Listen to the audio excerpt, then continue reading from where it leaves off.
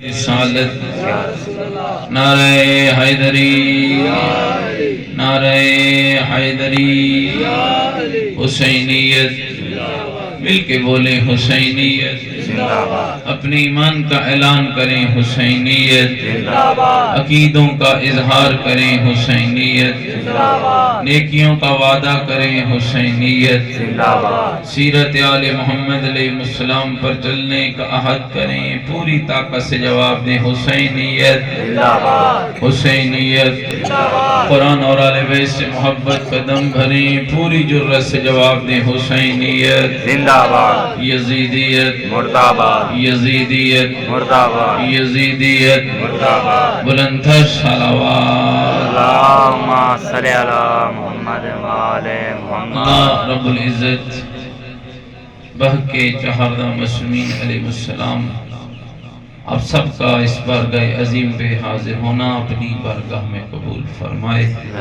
اور آپ کی حاجات و مناجات کو اپنی بارگاہ میں عبادت شمار فرمائے پروردگار عالم اس بستی کو اس کے مومنین کو اپنی حفظ و امان عطا فرمائے مجلس کرانے والے احباب کی توفیقات خیر میں اضافہ فرمائے ہم سب کے آقا و مولا امام زمن حجت خدا صلوات اللہ علیہ کے ظہور پر نور میں تعجیل فرمائے اور ہمیں امام کے سپاہیوں میں شمار فرمائے میرے دوستوں اور میرے بزرگوں آج کا دن کسی تعارف کا محتاج نہیں کائنات کی اس عظیم ترین ہستی کی شہادت کا دن ہے کہ جس ہستی کا کمال یہ ہے کہ فرزند زہرا بھی ہے فرزند رسول بھی میرے دوستوں اور بزرگوں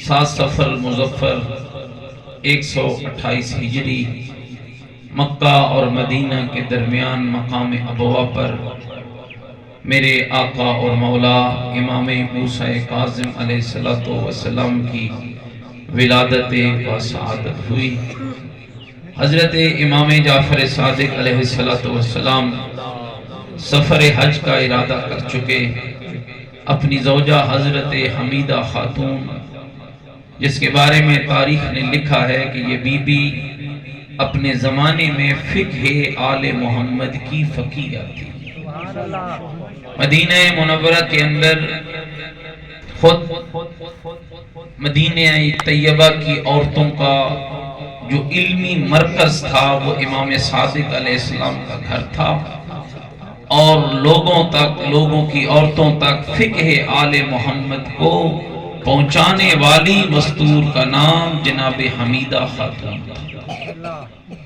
علوم آل محمد جس بی بی نے خود اپنی شوہر حضرت امام جعفر صادق علیہ السلام سے سیکھے اپنے دور کی بہت بڑی عالمہ عابدہ زاہدہ متقیہ اور تفسیر بالقرآن کرنے والی بی بی جب امام نے سفر حج کا ارادہ کیا تو امام نے جناب حمیدہ خاتون کو اپنے ساتھ لیا مراسم حج ادا کیے جب حج سے پلٹے مکہ سے نکلے اور مدینہ کی طرف رخت سفر باندھا مقام ابوا یہ وہی جگہ ہے جہاں پر پیغمبر خدا کی والدہ ماجدہ حضرت آمنہ بنت وہب کی قبر مطہر ہے روایت کہتی ہے کہ جب امام علیہ السلام وہاں پہنچے کچھ دیر امام نے کچھ دن وہاں قیام کیا اور وہیں پر حضرت امام موسیٰ کاظم علیہ السلام کی ولادت باسعادت سمجھنے بیٹھے ہوئے ماشاءاللہ میرے دوستوں اور بزرگوں کائنات کا وہ عظیم ترین امام جن کا نام موسیٰ ہے لقب کاظم الوفا السید الظاہر عبد الصالح یہ سارے میرے امام کے لقب ہیں لیکن جو لقب امام کا کاظم ہے جس کا معنی ہے غصے کو پینے والا کہا یہ جاتا ہے کہ جس طرح کاظم کے معنی غصے کو پینے والے ہیں اسی طرح کاظم کا مصداق تیرا اور میرا ساتواں امام موسیٰ کاظم امام علیہ السلام کی زندگی کی خوبصورتی اور زندگی کی مشکلات اگر دونوں پہ بات کی جائے خوبصورتی یہ ہے کہ زندگی کا کوئی لمحہ عبادت خدا کے بغیر نہیں گزرا دشمن اپنی پوری طاقت کے ساتھ کئی مواقع پر امام کی کردار کشی کی کوشش کرتا، دشمن اہل بیت کو منہ کی کھانا پڑتی۔ 2 اشخاص کو زندان کے اندر بھیجا، جن اشخاص نے جا کر میرے امام موسیٰ کاظم علیہ السلام پر تشدد کرنا تھا۔ روایت کہتی ہے 24 گھنٹے وہ امام کے ساتھ زندان میں رہے۔ 24 گھنٹوں کے بعد جب زندان سے باہر نکلے تو ایک نمازی بن چکا تھا، ایک روزہ دار بن چکا تھا۔ ہارون الرشید نے کہا بدبختو، میں نے تو تمہیں اتنا مال دیا، اور مال اس لیے دیا کہ جا کر تم اس شخصیت اور اس ہستی پہ ظلم کرو، اور تم جب باہر نکلے ہو تو تم ایک روزہ دار ہے اور ایک نمازی ہے، معاجرہ کیا ہے؟ کہنے لگے بادشاہ ہم اس پہ کیسے ظلم کریں؟ جب ہم زندان میں گئے ہڈیوں کا ڈھانچہ تھا، زمین پہ سر سجدے میں تھا اور کہہ رہا تھا سبوحن قدوسن، میرے مالک تسبیح بھی تیرے لیے ہے اور پاکیزگی بھی تیرے لیے۔ میرے دوستوں اور بزرگوں، میرے امام کی زندگی یعنی یہ مشکل ترین اوقات ہیں، یہ مشکل ترین لمحات ہیں، جن لمحات کے اندر آپ دیکھیے کہ ایک طرف اپنے بابا کے بعد لگ بھگ 35 سال کا عرصہ امام کا دور امامت ہے، اس 35 سال کے عرصے میں 14 سال تو امام کی وہ زندگی ہے جس میں امام زندانوں کے اندر رہے، مختلف اوقات کے اندر۔ آپ خود اندازہ لگائیں اتنی مشکلات کے باوجود جس شخصیت نے آل محمد کے دین پہ حرف نہیں آنے دیا، اس کا کمال کیا ہو؟ یعنی دشمن کی نظر بد ایک طرف، دشمن کی سازشیں ایک طرف، لوگوں کے رویے ایک طرف، اس کے باوجود یہ جو امام کا لقب ہے نا عبد الصالح، اس کا معنی سید محمد کاظم قزوینی رحمت اللہ علیہ نے لکھا کہ عبد الصالح سے مراد ایک ایسی شخصیت ہے کہ جس نے عبادت الہی کو اس طرح رواج دیا کہ جہاں امام کا گزر ہوتا وہاں بڑے بڑے گناہگار بھی رب کی طرف پلٹ کر اس کے عبد بن گئے۔ اس کی سب سے بڑی مثال تاریخ کا وہ خوبصورت ترین واقعہ، بشر حافی ایک ایسا شخص تھا جو بہت بڑا مالدار اور بہت بڑا تاجر اور رقص و سرور کی محفلوں میں مبتلا رہنے والا، جس کے گھر سے 24 گھنٹے گانے اور بجانے کی آواز آتی، جس کے گھر میں شراب و سرور کی محفلیں چلتی، جس کے گھر میں ناچ گانے والے مسلسل قیام کرتے۔ امام اس کے گھر کے باہر سے گزرے، یہ پیغام دیا تیرے امام نے، میرے شیعہ تیرا کردار کیسا ہونا چاہیے، آج ذرا سوچ، میری زندگی سے کچھ سبق حاصل کر۔ میرے امام اس کے گھر سے باہر سے گزرے، اندر سے کنیز نکلی، امام نے پوچھا ہے کنیز خدا بتا یہ کس کا گھر ہے؟ کہنے لگی یہ آزاد کا گھر ہے۔ میرے امام نے ٹھنڈی آہ بھر کے فرمایا ہاں واقعاً یہ آزاد کا گھر ہے، اگر یہ کسی کا بندہ ہوتا بندگی کرتا یوں شیطان کے ہاتھ میں کھلونا نہ بنا۔ وہ واپس پلٹ گئی، اس کنیز کا واپس پلٹنا تھا۔ اس کے آقا نے پوچھا بتا تجھے کیا ہوا، اتنی دیر کیوں لگا کے آئی ہے؟ کہنے لگی کیا بتاؤں، جب میں باہر نکلی ایک ایسی شخصیت ملی جس کے چہرے سے نور ٹپک رہا تھا، سفید ریش بزرگ نے مجھے روکا، روک کر انہوں نے کیا کہا کہ انہوں نے فرمایا کہ یہ کس کا گھر ہے، کہ تو نے کیا کہا، کہ میں نے کہا یہ آزاد کا گھر ہے، کہ پھر انہوں نے کیا کہا، کہ انہوں نے ٹھنڈی آہ بھری اور فرمایا ہاں واقعاً یہ آزاد کا گھر ہے، اگر یہ کسی کا بندہ ہوتا بندگی کرتا یوں شیطان کے ہاتھوں میں کھلونا نہ بنتا۔ اور دوستو میرے امام کے کلام کا ایسا اثر ہوا، تاریخ کہتی ہے ننگے پاؤں دوڑا، امام کچھ دور جا چکے تھے، پیچھے سے جا کر امام کے قدموں پہ گرا اور گر کے کہنے لگا فرزند رسول آج تک کسی نے سمجھایا ہی نہ تھا کہ بندہ کون ہوتا ہے، معبود کون ہوتا ہے۔ میرے مولا وعدہ کرتا ہوں جو گزر چکی آج کے بعد وہی کام کروں گا جو میرے رب کو یا میرے مولا کو پسند ہے۔ سبحان اللہ، اللہ اکبر، اللہ اکبر، یا رسول اللہ، یا اللہم صلی علی محمد وآلہ، مل کے بار دیگر بھی زبانوں کو معطر کریں مرنتر صلوات کے ساتھ۔ میرے دوستوں تو پھر جب تک زندہ رہا بشر حافی نام پڑ گیا. بشر حافی کا معنی کیا ہے؟ ننگے پاؤں والا. جب امام کی خدمت پہ آیا تھا نا تو پاؤں ننگے تھے. پھر جب تک زندہ رہا پاؤں میں جوتے نہیں پہنے. لوگ کہتے تھے بشر حافی اب جوتے کیوں نہیں پہنتا؟ کہنے لگا میں اسی حالت میں زندہ رہنا چاہتا ہوں جس حالت میں مجھے زہرا کے لال سے ہدایت نصیب ہوئی. اور کمال یہ تھا دوستو، تاریخ نے ایک عجیب جملہ لکھا تھا. جب گلیوں سے گزرتا نا بشر حافی، حیوان راستہ بدل جاتے اور حیوان کہتے اس گلی سے نہ گزرنا، ہو سکتا ہے تمہارے گوبر کی وجہ سے بشر حافی کے پاؤں گندے ہو جائیں. میرے بھائیوں، جب امام کی قربت کسی شخص کو نصیب ہوتی ہے تو اللہ اسے وہ کمال عطا کرتا ہے، اللہ اسے وہ عزت عطا کرتا ہے. آپ کے امام کی زندگی جو سب سے خوبصورت درس ہے وہ عبادت خدا کا ہے. زندگی جس امام کی گزری، یاد رکھنا شیعہ ہونا اور ہے، شیعہ کہلوانا اور ہے، شیعہ بن کے دکھانا اور ہے.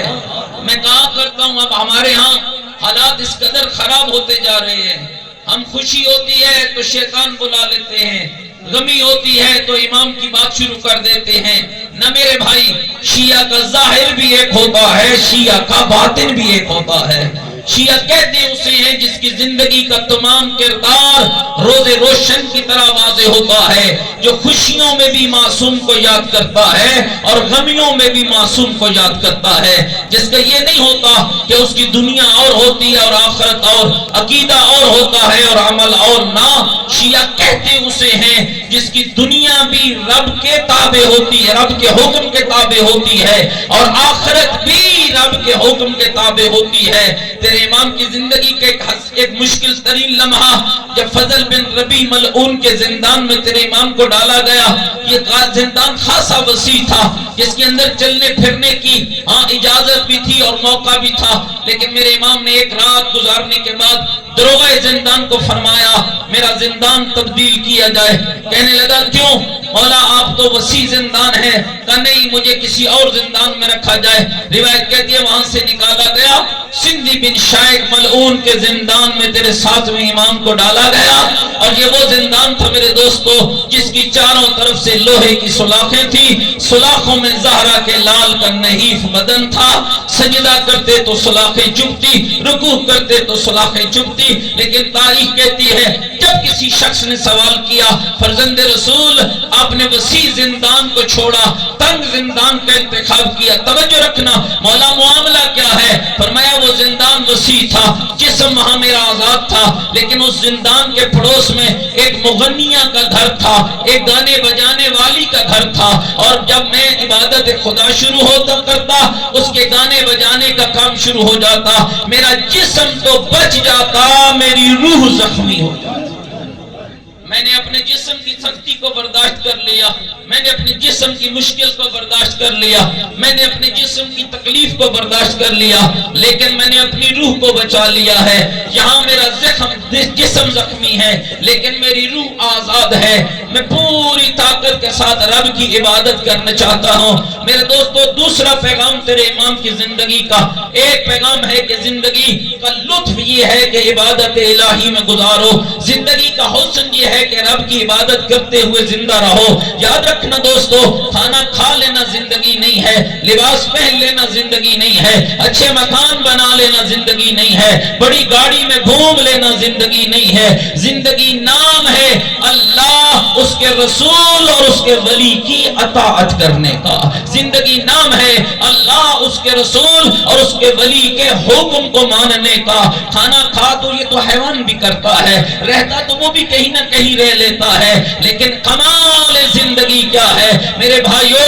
اقتدار لوگوں کے پاس رہا ہے، دولت لوگوں کے پاس رہی ہے، بیت المال لوگوں کے پاس رہا ہے، لیکن مجھے ایمان سے بتاؤ نا، کیا بیت المال رکھنے والے اور اقتدار رکھنے والے اور ممبروں پہ قبضہ کرنے والوں کا نام باقی ہے، یا کائنات میں علی کا نام باقی ہے، یا اولاد علی کا نام باقی ہے، یا جعفر صادق کا نام باقی ہے، یا موسیٰ کاظم کا نام باقی ہے، جن کی پوری زندگی زمانے کے ان جابروں کے ساتھ گزری ہے، ان دنیا داروں کے ساتھ، ان دنیا پرستوں کے ساتھ، ان عیاشوں کے ساتھ وقت گزری ہے کہ جن عیاشوں نے اپنی زندگی کے اندر قرآن کو بھی پامال کرنا چاہا، دین خدا کو بھی پامال کرنا چاہا، اس مشکل دور کے اندر تیرے آئمہ نے نہ قرآن پہ آنچ آنے دی ہے نہ اللہ کے دین پہ آنچ آنے دی۔ بہت مشکل دور تھا۔ ہارون الرشید زمانے کا صفاق ترین بادشاہ، گورنر میں بیٹھے ہوئے، زمانے کا صفاق ترین بادشاہ، وہ بادشاہ جس کی زندگی آئمہ کے لیے مشکل ترین تھی، جاتا ہے مدینہ منورہ، حج سے فارغ ہوتا ہے، امام موسیٰ کاظم علیہ السلام بھی جاتے ہیں، توجہ رکھنا میری بات پر، امام بھی جاتے ہیں، وہ بھی جاتا ہے، روضہ رسول پہ سلام کرتا ہے، السلام علیکم یا ابن ام، اور میرے چچا کے بیٹے آپ پر میرا سلام ہو۔ اس کے فوراً بعد امام موسیٰ کاظم علیہ السلام جاتے ہیں، امام سلام کرتے السلام علیکم یا ابی و جدی، اے میرے بابا اور میرے جادا آپ پر میرا سلام ہو۔ سیکھ پا ہو جاتا ہے بادشاہ، کہتے ہیں آپ کیسے ان کو اپنا باپ کہہ سکتے ہیں، یا آپ کے بابا کیسے ہو سکتے ہیں، آپ کا رشتہ مجھ سے ان سے زیادہ کیسے ہو سکتا ہے۔ دو استدلال میرے امام نے پیش کیے، ایک سناتا ہوں اور ایک پھر زندگی باقی تو بعد میں سناؤں گا۔ میرے امام نے فرمایا ہارون ذرا یہ بتا، اگر رسول اکرم اب آ جائیں تم سے تیری بیٹی کا رشتہ مانگے دو گے؟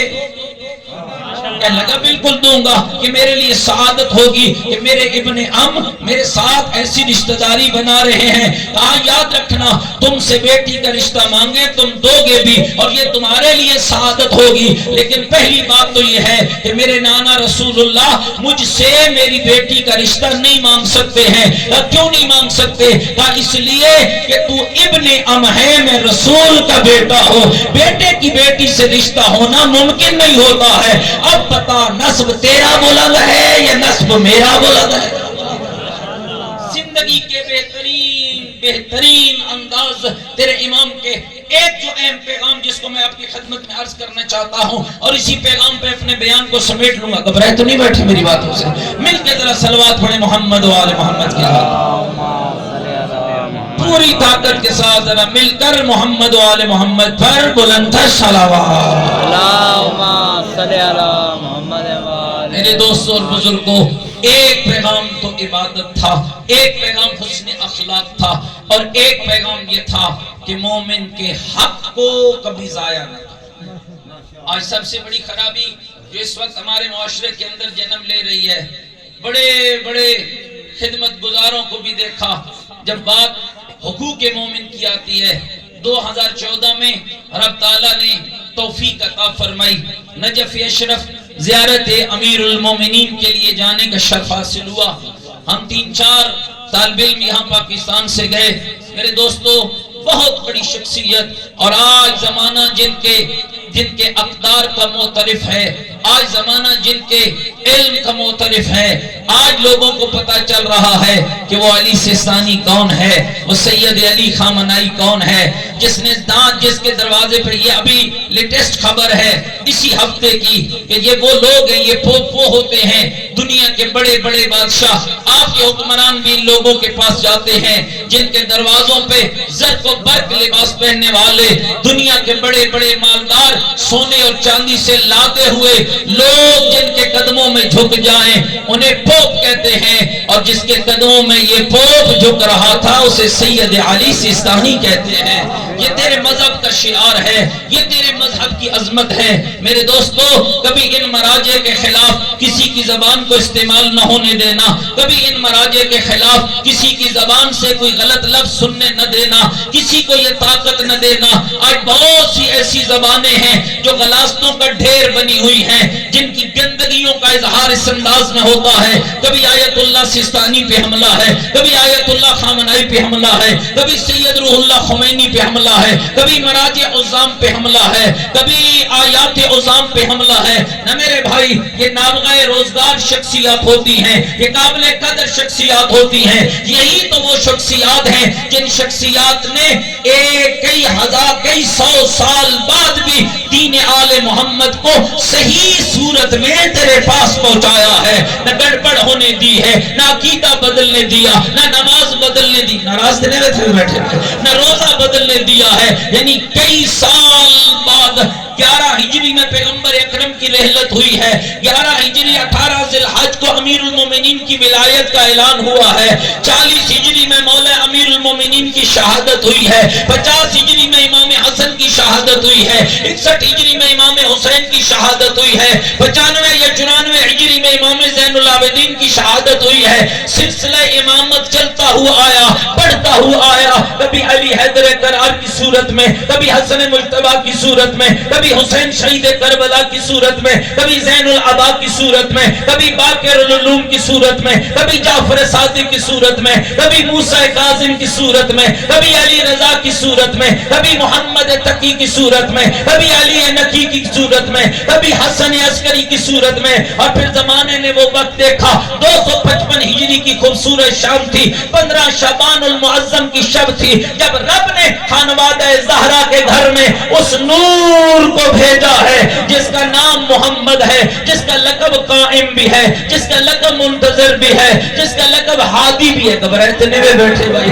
255 ہجری 15 شعبان کی شب کو امام حسن عسکری کے آنگن میں وہ خوبصورت پھول کھلا ہے. 260 ہجری میں امام حسن عسکری کی شہادت ہو جاتی ہے. 260 ہجری سے لے کر 329 ہجری تک امام کی غیبت صغرا کا دور ہوتا ہے. اور دوستو یہ وہی دور ہے جس دور کے اندر لوگ آتے تھے امام کے نائب خاص تک, کبھی حسین بن روح تک, کبھی فلاں تک, کبھی فلاں تک, لوگ ان تک آتے یا امام تک جاتے, یوں مسائل حل ہو جاتے. لیکن جیسے ہی 329 ہجری کا چاند نمودار ہوا, امام نے اپنے آخری نائب خاص کو فرمایا, آج کے بعد تیری میری ملاقات ممکن نہیں ہے, فلاں وقت تیری دنیا سے جانے کا وقت ہے, تیرے بعد میرا کوئی ایسا نائب نہیں ہوگا جو مجھ تک ڈائریکٹ آئے گا. اب شروع ہو رہی ہے غیبت کبریٰ کا دور, جس میں ہم تائید کریں گے, ملاقات نہیں کریں گے. ہماری تائید ہوگی لیکن ہماری ملاقات نہیں ہوگی. اے مومن ذرا غور کر, آج 1442 ہجری 1113 سال گزر چکے ہیں امام کو غیبت کبریٰ میں گئے ہوئے. اب جو زمانے باتیں کرتی ہیں, اور جناب یہ کیا مجتہد ہوتا ہے, یہ کیا مرجع ہوتا ہے, یہ کیا عالم ہوتا ہے, یہ کیا توضیح ہوتی ہے, انہوں نے کیا کیا ہے, یہ تو مقصر ہے, یہ تو علی کو ہی نہیں مانتے ہیں. مجھے امام سے میرا مومن بتانا, ذرا انصاف سے بتانا, تعصب کی آنکھ ہٹا کے بتانا, 1113 سال آل محمد کا پاکیزہ دین تیرے گھر تک پہنچا ہے یا نہیں پہنچا ہے؟ آل محمد کو پہنچانے والا کون ہے؟ حرام محمد کو پہنچانے والا کون ہے؟ دین مصطفیٰ کو پہنچانے والا کون ہے؟ جو نماز علی نے پڑھی تھی وہ بتانے والا کون ہے؟ جو روزہ علی نے رکھا تھا وہ سمجھانے والا کون ہے؟ جو حج علی نے کیا تھا وہ بتانے والا کون ہے؟ تو تیرا جواب کیا آئے گا؟ 1113 سال یہ وہی لوگ ہیں جنہوں نے آل محمد کا پورا دین پوری صداقت و امانت کے ساتھ تیرے گھر تک پہنچایا ہے. انہی میں کوئی شیخ صدوق کہلاتا ہے, انہی میں کوئی شیخ مفید کہلاتا ہے, انہی میں کوئی یعقوب کلینی کہلاتا ہے, انہی میں کوئی سید رضی کہلواتا ہے, انہی میں کوئی شہید باقر صدر کہلواتا ہے, انہی میں کوئی آیت اللہ خوئی کہلواتا ہے, انہی میں کوئی خمینی پتشکن بن کے آیا ہے, اور انہی میں کوئی خامنائی بن کے آیا ہے, کوئی سیستانی بن کے آیا ہے.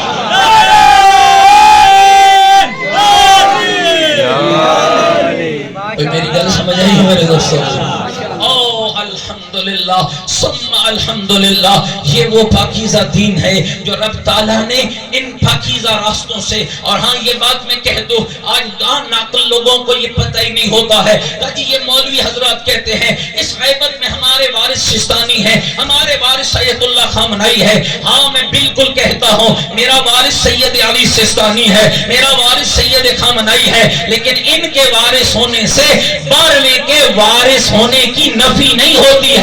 حقیقی وارث میرا 12واں امام ہے, جو اس کا نمائندہ ہے اسے سستانی کہا جاتا ہے, جو اس کا نمائندہ ہے اسے آیت اللہ خامنائی کہا جاتا ہے.